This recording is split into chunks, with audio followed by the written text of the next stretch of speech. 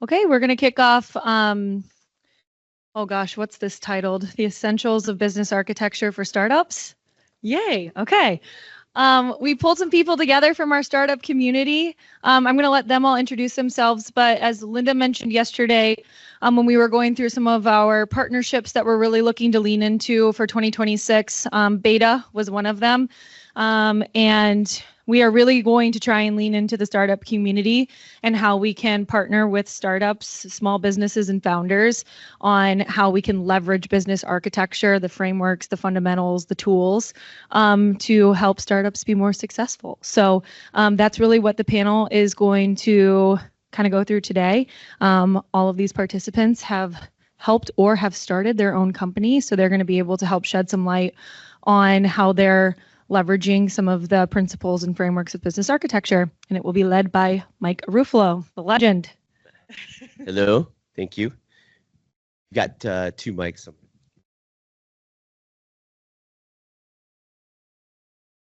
Hello, for those who don't know me, I'm Mike Ruffalo. I'm the Chief AI Officer and CTO of Cadre. Shannon and I were at a presentation yesterday.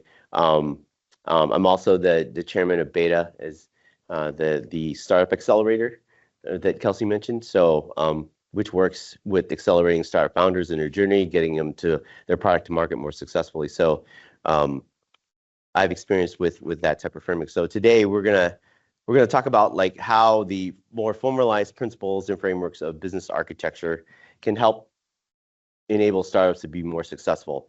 The themes we're going to focus on is how business architecture can help through ideation, evolution, and scaling and business growth, showcasing value of business architecture for both startups as well as small businesses, and the importance of community engagement between the business architecture or architecture community as a whole and the startup community, which I know is an overarching theme for this conference. I'd like to give the panel an opportunity to introduce themselves.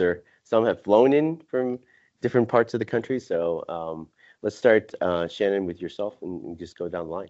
Hi, everybody. I'm Shannon. I am the Chief Product Officer at Cadre. I was also a beta cohort member in 2023, I believe.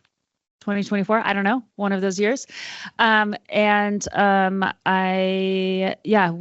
is an app that scales access to mental health for all. We are a social platform. And so we're really sitting in the juxtaposition of a healthcare, mental health support, and a consumer-facing social platform. And so we sort of straddle those two things. And so business architecture has been really, really important to us. Prior to being the chief product officer, I was the chief, still do a little bit of both, but was the chief operating officer. And so today I'll primarily speak to the implication of that role in business architecture on how we had to pivot during our big growth opportunities or big growth moments. Cool. My name's Haley Brooks. I'm the co-founder of Communiful, which is a local events organization. We started in 2024 hosting events for the innovation ecosystem here in the Twin Cities, and we became the fastest growing innovation community here in the Midwest. And through all of that, we developed a sort of AI operating system for events that we are now selling to other event organizations.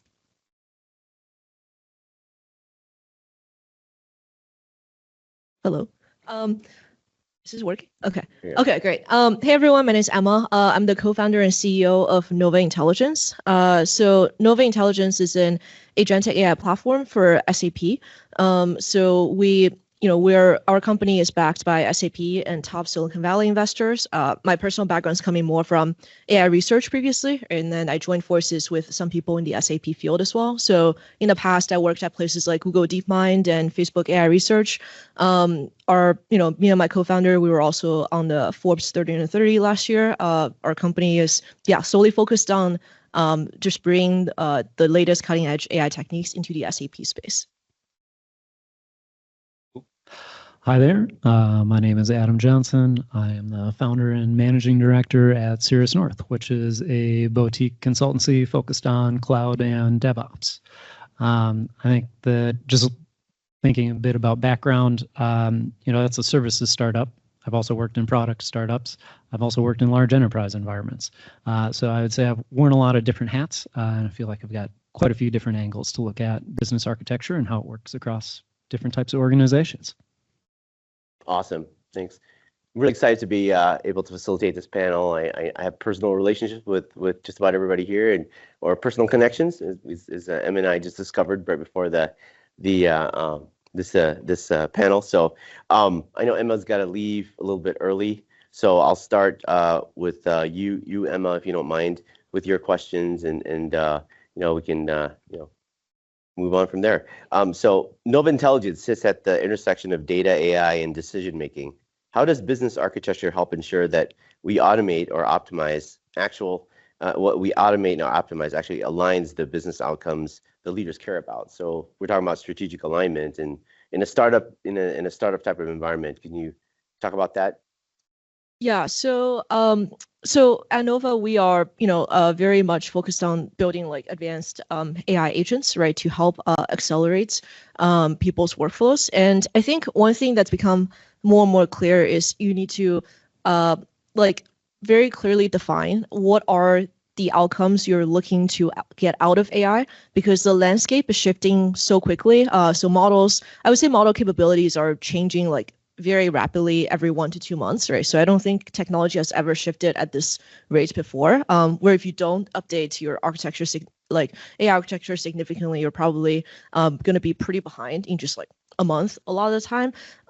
So like these model capabilities, new techniques, all of those are shifting pretty rapidly as well. So it's more important than ever to define, for example, what is the set of outcomes that you want to get out of AI systems, and what are the metrics you're optimizing for, right? So I think that's one area is like productivity, like time to decision, etc. So within AI, like a lot of people call these evals, which are essentially sets of scenarios where you know that this is the outcome that I want to try to get to. This is what I want my AI system to do.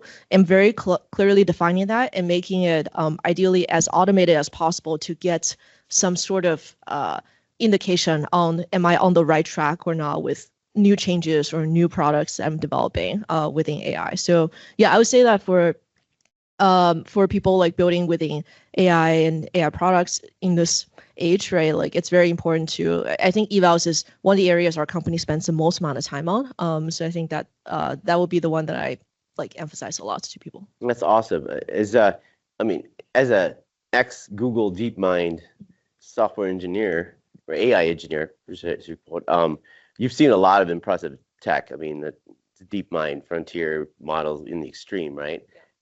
What capabilities do you see? Like you've seen a lot of these models evolve literally from your earlier stages in your career. What amazes you now that you've seen like in the last year that would help like a company like the one you started or another startup company really see things and take things to the next level? And you're talking about efficiency, you're talking about automation, which is a big deal, but that's not the only use case, right? Yeah, it's definitely not the only, like, I think the quality of these outputs are also getting very, very good, right? So I think the main thing to keep in mind if you're building, something within AI space is just the rate of improvement, right? It's pretty hard. Like the models are already very, very impressive today. Today compared to early December, I would say there was a big gap, right? Like it improved a lot in the last month even, but not like, I think more than looking at where it is today is just looking at the rate of improvement is like pretty much exponential. There's this organization called Meter that tracks, they have a metric that tracks essentially how fast these models are improving. And when you plot it on the curve versus time, it's actually an exponential curve. And we're like tracking pretty well on this exponential curve, right? So I think that would be like the biggest, thing that's to keep in mind as you're building these is just like, the models are very intelligent, but you need to be building a system that's flexible enough and able to adapt in the time where things are shifting so quickly. For us, for example, like as the company went on, we're earlier stage company, but even in the time our company has been around, I think the trend that we're seeing is we're deleting more and more of our own code. So a lot of things that we used to build into the engineering workflow layer for accomplishing some of these SAP related tasks, now we have actually completely deleted a lot of that code and just let the model decide what is the right way to break down a task and to execute and to iterate and get towards the right outcome. And it's able to do better than these rigid workflows that we had to create in the past. And we had to create these workflows in the past because the models were not that intelligent even like 6 months ago, right? But yeah, like I think that would be a trend if you're building, like you might notice, we've heard the same with a lot of other startups. It's like actually you need less and less harness and less code for these AI models to really shine. And actually it works really well if you just let it decide what is the right thing to do, to solve a task. You should define what is the task to solve and what is the success criteria and all of that. But how to solve it, a lot of that, the models can take over more and more in the future. So my biggest like sort of I think the biggest thing to keep in mind, in my opinion, just like the rate of improvements.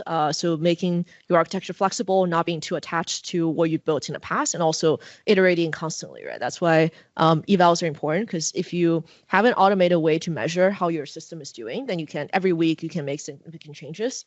If it's very manual to test, then it'll take it's just not possible to keep up with the rate of AI improvements. So. That's amazing, and it really highlights the necessity to be adaptable and flexible in your architecture. And I think that's important lesson to draw from this. It's one of the things that drew me to architecture initially, and especially business architecture. Is that ability to flex depending upon the business conditions. Shannon, like you have some recent examples of that, like in from your experience. Yeah, no, I'm nodding at everything you're saying. So there's two, and I think that I can think of, and one is really macro, one is really micro. And so I think I gave a little bit of information about what Cadre does, but fundamentally, we're a social platform, and so think about we're a system that transmits information from one group of people to another, fundamentally, right? So in a traditional social platform, we're users, and we are accessing information from contributors or content creators, right? So what Cadre ultimately is making mental health information from vetted peers and professionals, in our case, which is a specific set of information. And when we are getting that information, we're a conduit, and we're giving it to a group of users who want access to it. So what you're saying with the model is really interesting. So our initial premise with Cadre was founded in 2022. In 2023, the premise was our market is HR leaders. They're going to buy this coming out of COVID. Everyone wants mental health solutions. That was the positioning. We go to market. We're selling it. We have no problem getting, we're out there, all the things. We can't close. Why can't we close? CFOs aren't going to write the check for it. Why? We can't show ROI. Why can't we? So you can understand all of that if you've gone through that process before. So what we have to do is we start to see the market is coming to us from the payer side. Why? Because cost of care is rising. They need to solve for it. All of the implications on that side of the market. So we have to pivot. We are getting, they are truly coming to us. Payers are coming to us, which never happens. And so we had to use a business, to go back to that model and say, okay, now what do we have to do here? How does this have to change? What does it mean? What are the implications for the operating system? How do the costs change? Everything, right? And so that was a really significant moment for us. It changed everything. We did that probably 12 months ago. It's changed our entire business. We now have a paid pilot with an insurer that's 12 months long that just kicked off. It's night and day.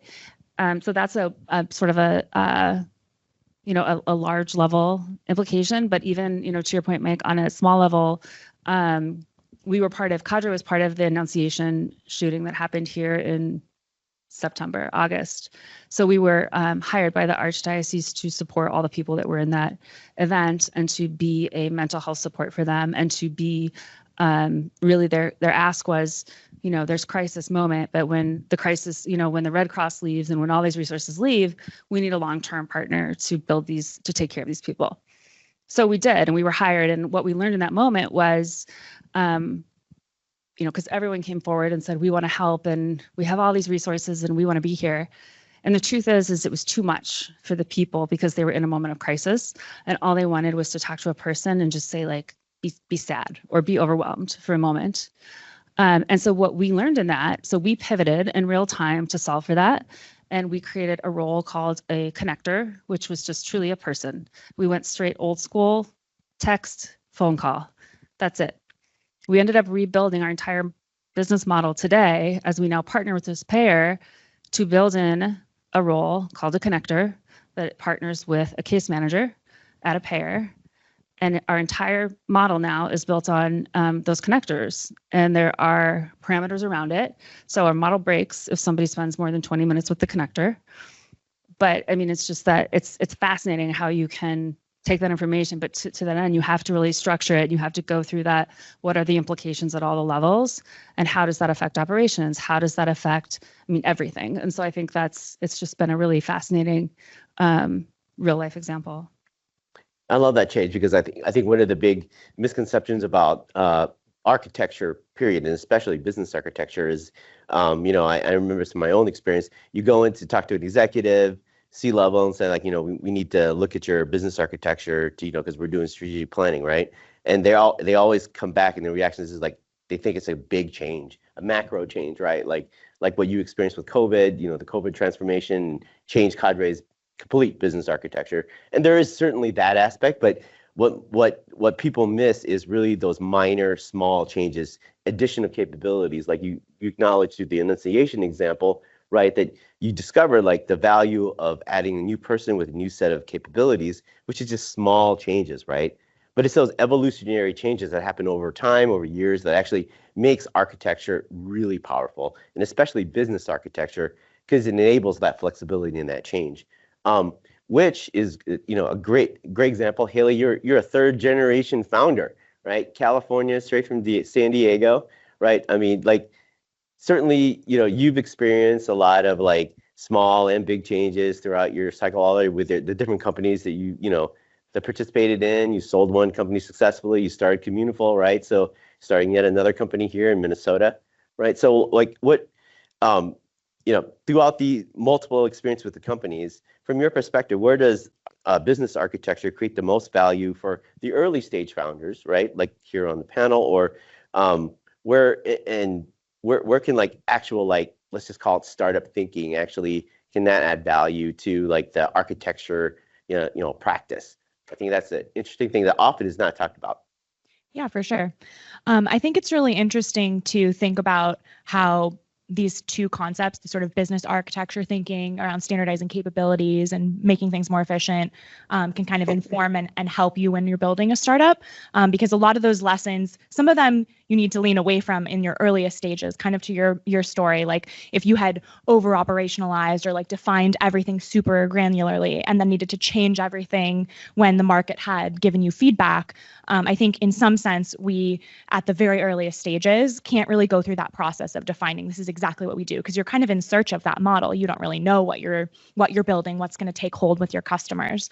But I do think once you have gotten that product market fit, that's really where I think the framework of business architecture can be really helpful for startup founders, because as we start to see success, as we start to get those first pilots, my first business was an education technology company. And so as we started to sell into schools and get some traction with districts, we really needed to start standardizing everything that we were doing, because up to that point, in this example of my ed tech company, we had tried all sorts of different things. We'd sold to parent-teacher organizations. We tried selling to teachers directly. We tried selling to principals, districts.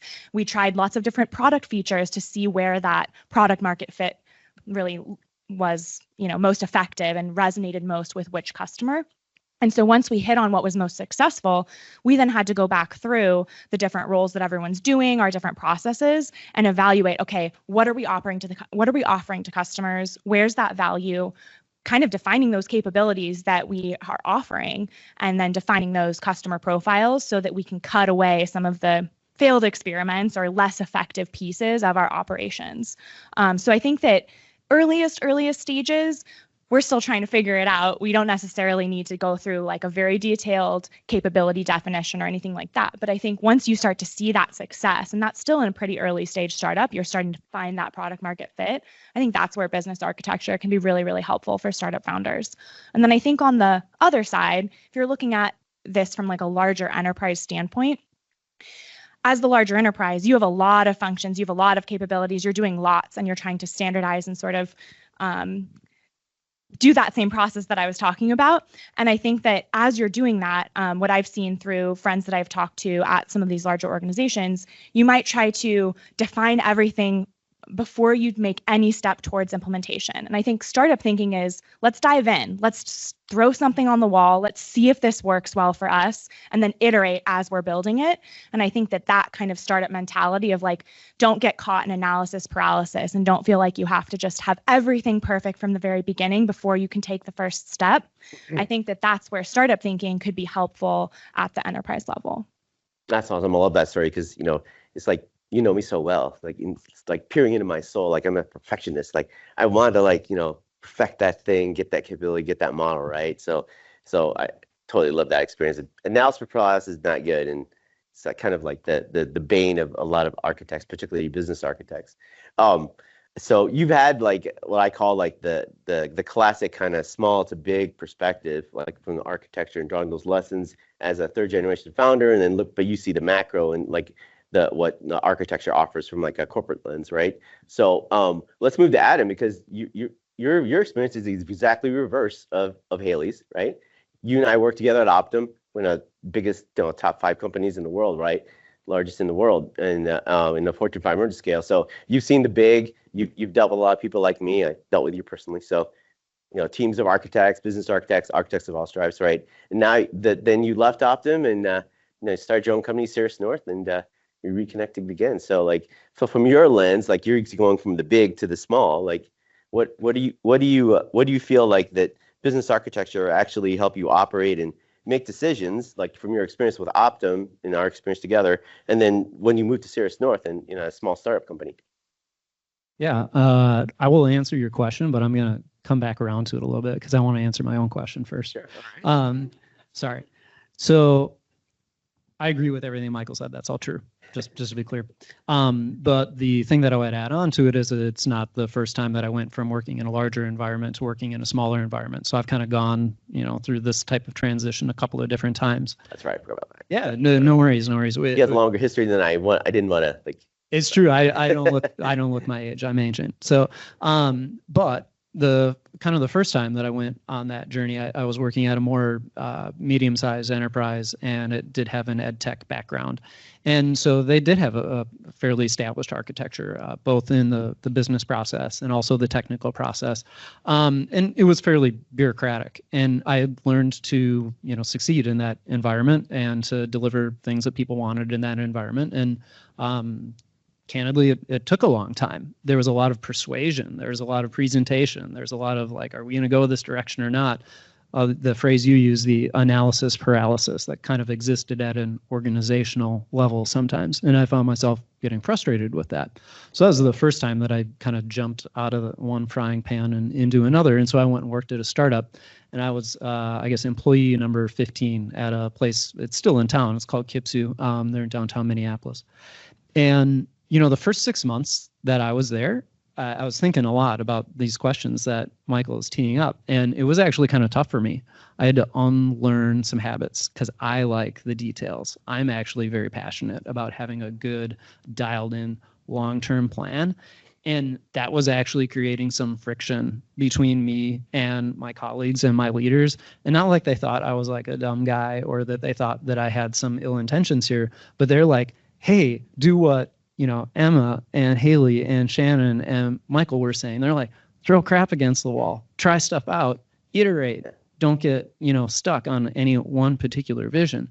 And you know what? It took me a while to learn those lessons because I don't know if this is a good analogy or not. When I was going to work in that environment, I had a lot of stuff on my plate. I kind of felt like I was showing up at work like in my underwear. I'm like missing a lot of things here. I'm like, where are my standard operating procedures? Where is like the unified architecture? What is this company trying to pull off? Like, what does good look like? And a lot of those things had not been answered. It was actually my job to figure it out. So I kind of, scrambled my own brains and thought about it as like, well, this isn't about optimizing something that exists already. This is about new capability development. And it's highly experimental and it's highly iterative. And I really like, Emma's point a few beats back about dialing in on, what do you want? Like, what are those outcomes? And in a large environment, large problem sets, it can be tempting and even like it feels inevitable to kind of get stuck in the process and fine tuning. How does this scale? What are the implications for all of the people that are involved? But in those small environments, it's too early. Just go do it and get it wrong 10 times in a row. Like, you will learn more by skipping all your process and don't actually do this, but just show up to work in your underwear, I guess, and forget about all the other things and get it right. And you will learn a little bit. And then over time, you will build that architecture. So I think, like, back to your question, I think that anytime you go from a big organization and a bunch of established processes to a newer organization or a smaller one, is you need to put on your scientist hat. You need to, and you need to maybe, like, I don't know, like, think like a skydiver or something. You need to be experimental and adventurous at the same time. That's awesome. I love your analogy about, showing up at work in your underwear. That's no one's recording locked this, in my right? head, right? Are we on Teams? Oh, that's great. So please send all complaints to Michael. So Yeah, Go I just ahead, want to Jay. add on to that because I think that's such a great point. And I think there's fear at times from people who that can feel really scary and risky. As someone who's coming from a larger organization to come into the startup world and be like, oh God, but what if I get it wrong? Or like, what happens to me? Like, am I going to get fired? And I have seen that as, we bring employees and it can be really hard for them. You kind of have to say, like, it's okay. Like, you're not going to get fired. I mean, I've really had to say, you're not going to get fired. Like, you're not going to screw it up because we're learning. And that means that we're going to screw it up. But it's truly a fear. I mean, it's truly a mindset that someone has to embrace. I love that. That's something that you're talking through with your newer employees, because that's about the only thing that got me through it, is that I had some trusted relationships at the startup, and they were like, hey, it's different here. It's like, it's okay. Like, we don't have to get everything right for 6 months straight. And that was really critical in my unlearning process. Yeah, I think it's pretty typical. Like, I've just made this transition recently, from a very large corporation into the startup universe. So it's a bit of a leap of faith, right? Yeah, I guess one last thought I might add on is, like, kind of back to systems, like, because I thrive with details and process and systems thinking. There is a way to make, like, radically small systems. And so I do think you can take a lot of the practices that exist with business architecture and apply it to those small environments, but it might be a very brief one-pager of just like, hey, what are our principles? What are our core values? Now we're going to go experiment on 10 different ways to get this thing done. But you can kind of, like, reduce the scope of the process that you're going to create up front, or make the contract of what people are out to achieve, building out new capabilities, improving that value. Try to, make that the smallest possible deliverable you can, and only scale it out when you've got proof of value. Right. A micro practice, so to speak, right? To quote the term. Yeah. So is that after you? Micro. I think I just made that up right now on the spot. So hey, I'm gonna coin that. See, the startup thinking is already working for me, Haley. So speaking of practices, Emma, what is one, like, practical practice, element, artifact, habit from business architecture that you've been exposed to that has an outsized impact, even in fast or early stage environments like you're in right now? I mean, I looked at your resume. You operate in a lot of, big tech companies, and came from a kind of classic frontier company, a DeepMind. I mean, the granddaddy of them all. So, like, just really curious about, like, what you've seen as a practice coming from all the different places you work now, helping you at SAP. For sure, yeah. So I have worked at larger companies like Google DeepMind, Meta AI. Yeah. But the funny thing is, because I was in the research division of these companies, they really operated more like startups. So I was not, it's a separate code base a lot of the time. A lot of the research initiatives, right? You start basically from scratch, and there was a lot of, like, writing papers. I was not contributing to Google or Meta's core AI, like, product AI side. That's a separate division. So I was on the, like, paper writing, pure research side. So it's even though it was a big organization, it was really more like a startup. It's like typically, a few people working on a particular project. A lot of times, a single person might work on multiple things at a time as well, like different experiments that they're running. And now of course I'm in working on my own startup as well. So I think my professional experience has, because of that, generally being on like much smaller, more nimble teams, right? Where and I think what you said about for example, like at these teams you're not going to have like everything defined to a T, but having something like a core set of principles. That's actually what we do at our current company as well. We're like pretty small, so it's when you're joining our company, whatever you're working on, there's a good chance a lot of it no one has done before. We're hiring you for that job, right? So it's not going to be defined. Your job is to define it. So I think what keeps the company together is we do have a core set of principles that we tell all the new hires about, and these are the direction we want to move in. This is how we want to build our company, and then let our employees have a lot of freedom generally over how do you apply these principles to move our overall company objectives forward, right? So we set the high level objectives, our goals, and how we want to operate. And then, in terms of what you actually do day to day, or how do you actually do your job, like a lot of that, is left up to the person that we actually hire to do it. And I think that's, one sort of one thing that's worked well, because it's also at the scale not possible for someone else to come in and define exactly how you're supposed to do everything, right? So I think having that like balance of having like overall framework, but the details we trust the person we hire to fill in has worked well for us. So. That's awesome. Question, Kelsey? Yeah.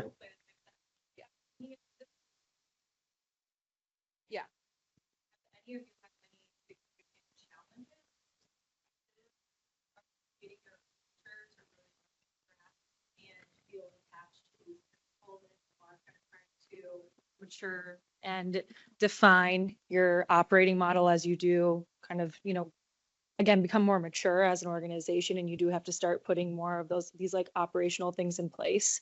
Yeah. Does that make sense? From like a culture and a people standpoint, like have you had any major challenges or successes that you'd like to highlight or share? So I think the most challenging part for us is our company is headquartered in San Francisco, but we do have people kind of all over the world, like in Europe, in decent number in the US, but also in a few countries in Europe as well, right? So not everyone's in person. I think that's sort of been the hardest parts because if you're not working together every day in person, like I think there's a lot of things when you're in person together that you feel like this is what everyone's doing, we're all moving in this direction, and it just like you kind of lose that if you're remote, right? Especially if like there's different time zones as well where it's not completely aligned. So I think that's being probably like one of the biggest challenges for us to get these across. And the way that we try to counter that is we'll pretty frequently have like in-person like sort of offsites and stuff, and come together for 1 to 2 weeks at a time, where we at least get some in-person time with the team, right? So I think that helps a bit, but I would say that like having a like somewhat half distributed team does pose some challenges for that. So I just wanted to add really quickly while we're passing the mic, a challenge that we've been facing culturally right now with Communiful is just the speed with which these AI tools are disrupting what the standard operating procedures are for really any role, and having to kind of work with the people that are on our team, and even in the hiring process, looking for people who are more inclined or more willing to adopt some of those tools to be more efficient.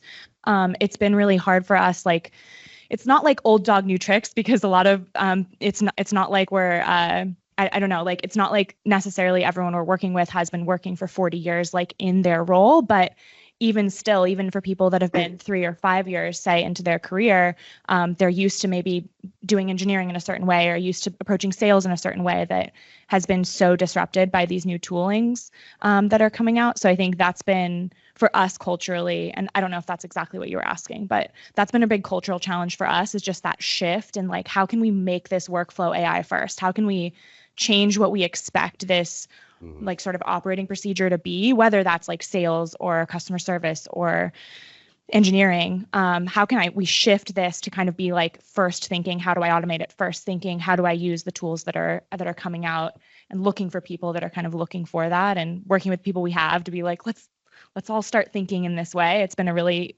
interesting cultural shift to try to navigate and kind of get our team culture into this sort of idea. Yeah, I think I can just double down on that as well. And I know I spoke to us, using business architecture to identify this new connector role, right? So when we shift our model to that, it's exactly what you're saying.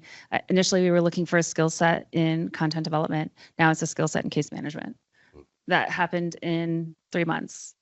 You have a team that has these skill sets. How do you pivot that? And then what are the implications of that? And then that's significant. I mean, that's significant and fast and a big deal. And we have a pilot, and oh my gosh, how do you do that? And then that's just a lot. So for us, I think to that end, we definitely hire for values first and foremost, because you have to have the mindset of like, we're going to go fast. It's going to be uncomfortable. We're going to lose our minds. We're going to have to be uncomfortable together. And if that is uncomfortable to you right now, you're going to hate working here. Right. And so like for us, because it might be like, hey, you're going to have to, this might happen. And all of a sudden this is this role, which means you might have to pivot into a different role. Are you cool with that? And we'll find a spot for you. We will figure it out together. And that is our ethos. Like we will figure it out, but it might end up being totally different. And if that sucks for you, do not work here, but in a loving way. Yeah. So Yeah, I think I mean- also to quickly add on to I think hiring for AI sort of native skill set is it's a great point. Something that we are looking for, not only like engineers, which is definitely a given that I think we definitely like, it's just like such a huge difference of engineers who are able to use these tools well and not. So I think that part definitely, but even like our other roles, I think like we're now very much looking for people outside of exceptions of like very senior domain experts. We don't really require that, but like otherwise, like for like operations, for sales, all of those, we're looking for people that are able to like create like not only, are interested in always trying newest tools and seeing how it accelerates the workflow, but are able to create their own AI workflows and able to automate their own work. And I think it's, getting to a point where you don't need to be an engineer to do that very, very well, right? So we're looking for people who, in like even all the non-engineering roles, are able to do that. So. Right. That's definitely the future. I mean, I got one Sorry. question. Oh, go ahead. I'm like really hanging on. I'm sorry if you were No, no, go ahead. finishing that. Okay. I'm just really hanging on to that old dog, new trick thing. And I'm an old dog with new tricks. So, but actually I have some old tricks too.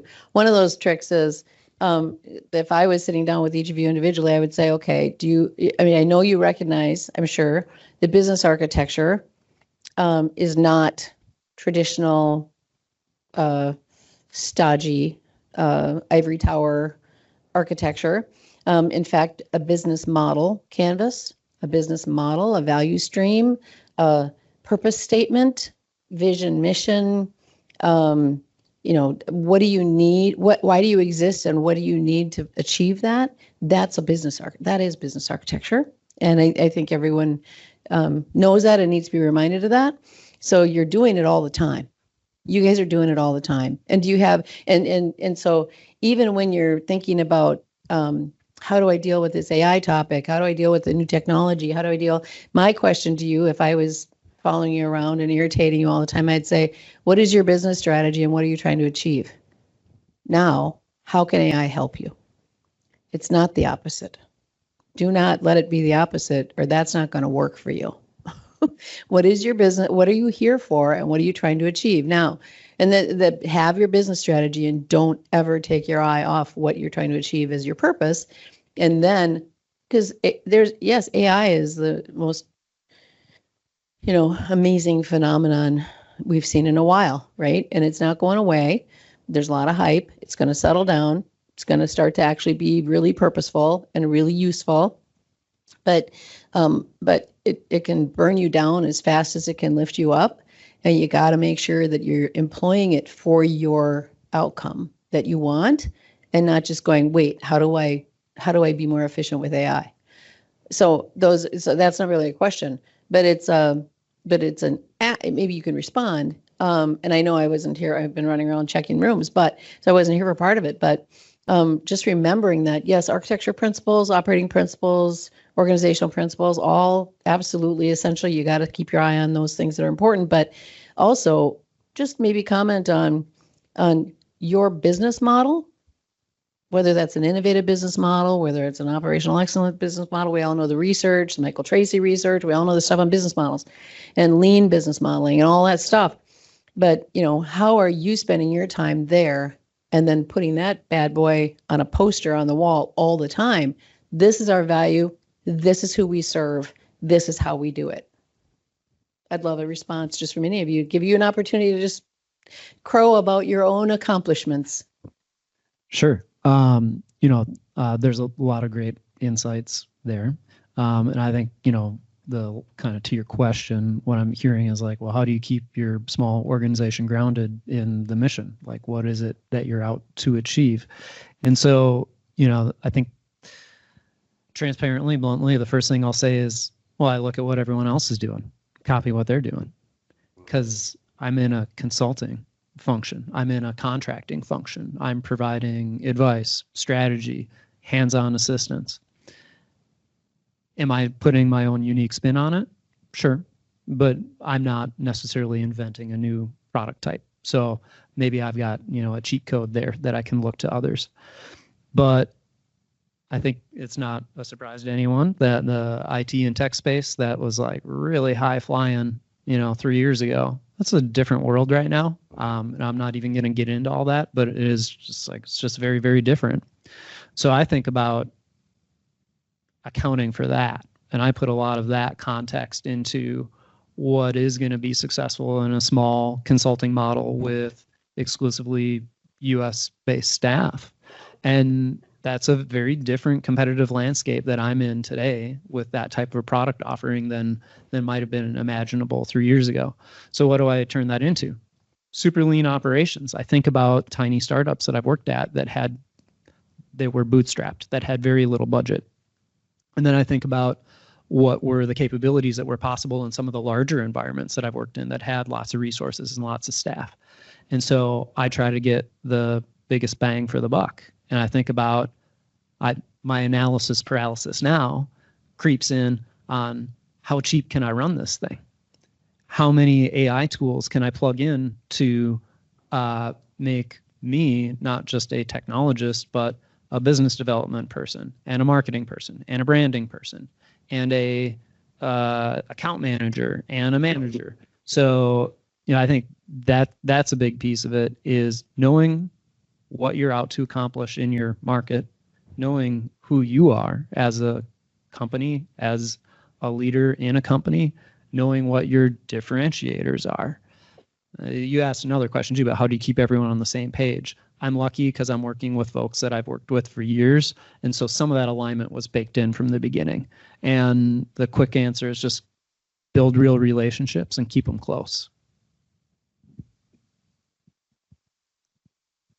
So I would say that we're probably a little bit different because we're working on so I'm working on a startup, and we are really betting on the very much a technology product driven startup, right? So like I think, for example, our mission would be that we believe that we have, for example, the best AI platform for SAP custom code today.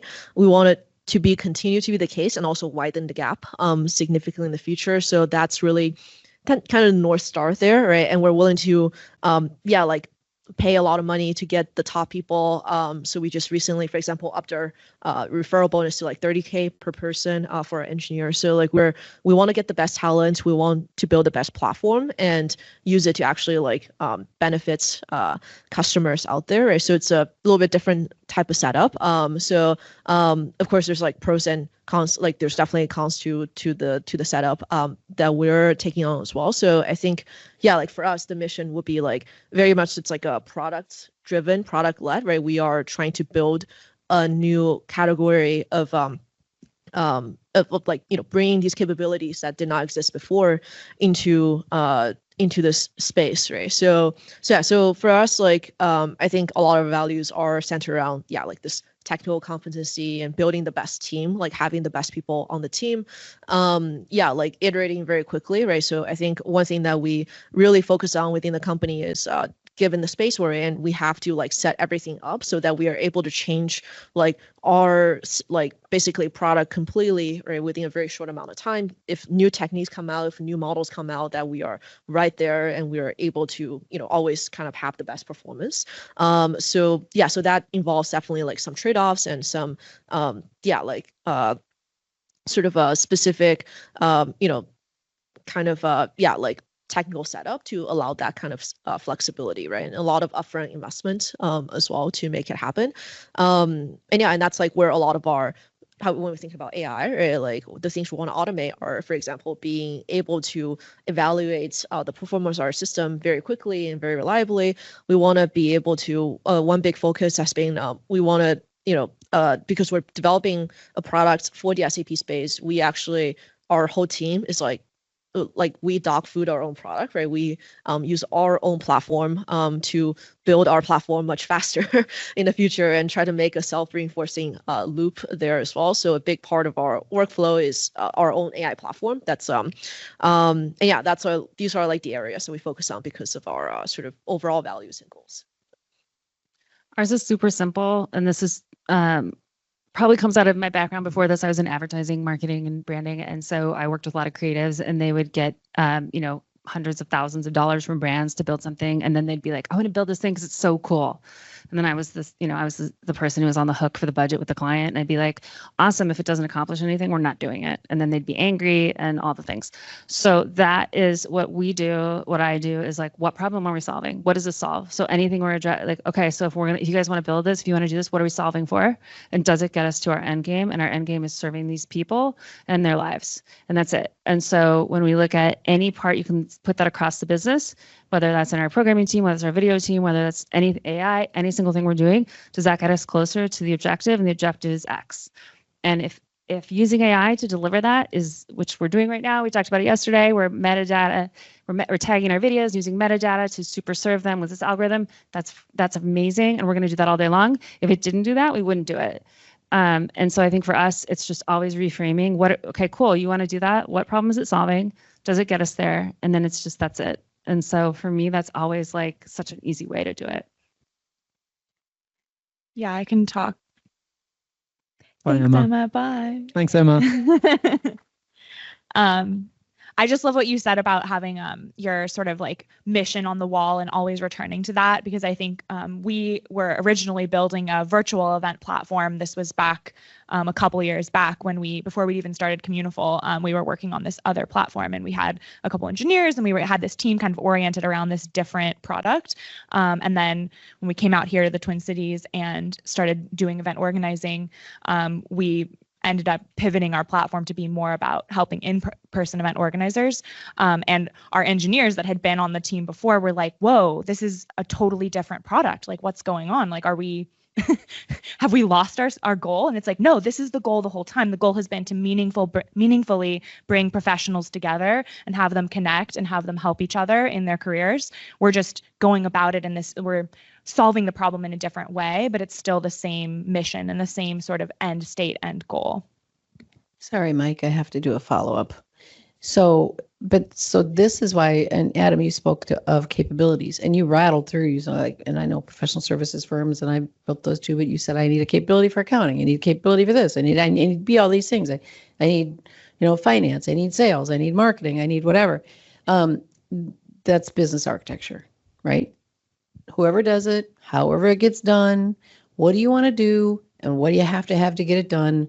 That definition, that's what we all do here. And that's really, really important. So excellent comment, Haley, that we did a virtual. How did your capability requirements change when you went from, so mission's the same, but maybe they lost track of it, but you didn't. But mission between virtual and in person, same mission, different set of capabilities. And that is where you need to acknowledge what are we missing? What do we have that we don't need anymore? What do we do too much of, too little of? Blah, where are the gaps? And in that, and then how do we enable those capabilities? People, process, information, technology, and then technology being, AI that we all talk about all the time, constantly.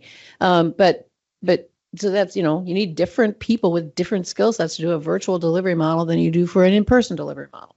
And those are the things that so the reason that we're so, I personally, and we are so interested in the startup life cycle is because too many good ideas have to go away because people forget stuff like that or don't have time or don't presence of mind. Business architecture isn't like other architecture where it has to be big and heavy and yucky.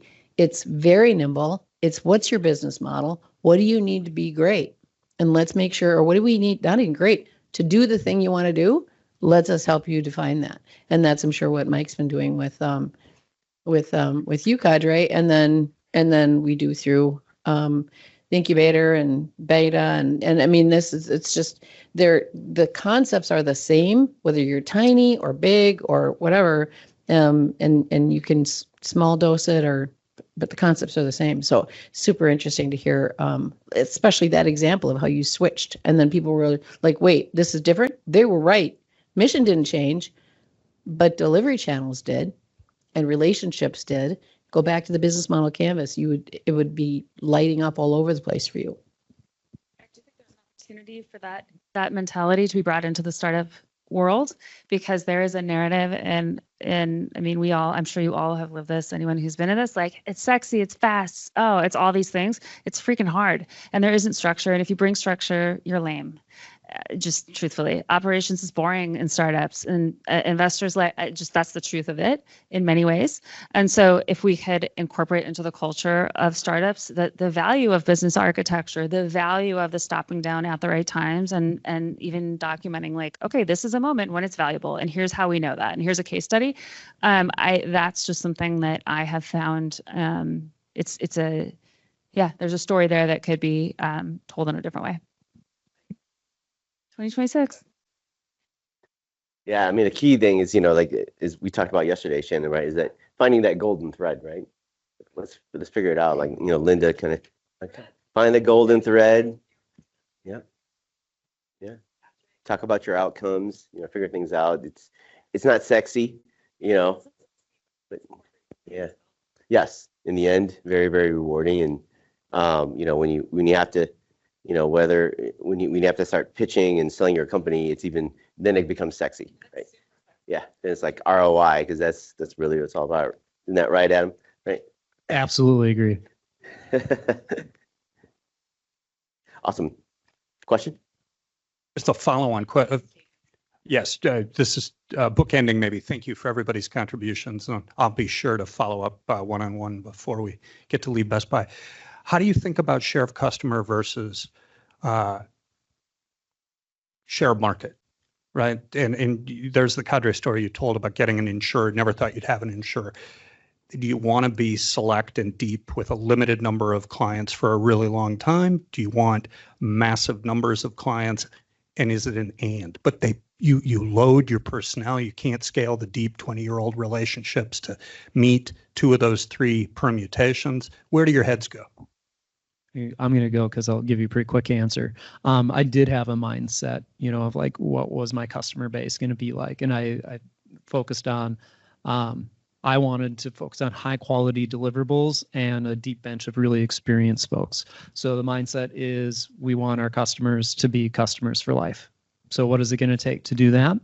And you are right. There's only so many people that I can know within my own personal network. So we're not trying to capture a national market necessarily, but when we do find customers, they stay customers. We're more of a product-based business, kind of like Emma, and I think we're interested in scale, but there's one of the managing directors, actually I think he's a previous managing director of Techstars out of Austin, Amos Schwartzfarb, wrote this incredible book about your ideal customer profile and really, really narrowing that in. And one of the things he says about that is you're going to think that it's so small that it's impossible to even build a business around this segment because it's so small and so specific. And so we've used that model and kind of our thinking around who our customers are here at the beginning to really narrow down and find that perfect person that's going to be like hopefully a very quick yes, and then kind of build from that base to then expand to a larger market share. Yeah, I think you have to have for our business. We have a couple of different markets. We have potential markets because our product is really it can go, I think, like I talked about earlier, it's really it's a conduit. There's content and content. So there's multiple applications. I spent 15 years in commission sales. So I always believe in, and I can't think of the word that I want to say right now, but it's a lot of different types of accounts, meaning, I believe in the 80-20 rule. 80%, and you have deep relationships and you have some big ones, and then you always have to have your funnel full. So for us, like our approach right now is 40-40-20. And so that's what we go for. Yeah. Other questions? We got like 2 minutes. Last question? Any questions? Okay. Awesome. What a great panel. Thank you guys for the insights, and look forward to working with you more and more.